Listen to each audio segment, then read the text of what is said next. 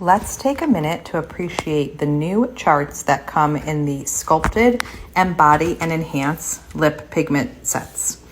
What if we reinvented the wheel, and this time it was built for us, based on the science of melanin and used pigments based on that science? Guys, you can't even call these like charts. They're like a mecca of information.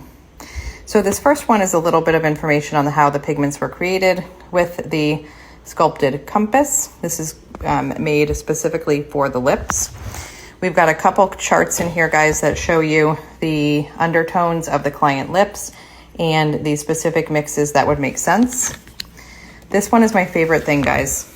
This is actually like a little card that you can actually cut these strips out of and put them on a key ring, and you can actually hold them up to your client's lips, guys, and see the undertone. I mean, this is just like next level, guys. It really, really is. You don't get this anywhere else. This is some of the actually all of the colors that are in both sets, and it kind of gives you the percentages of some mixes that you can have that are really special.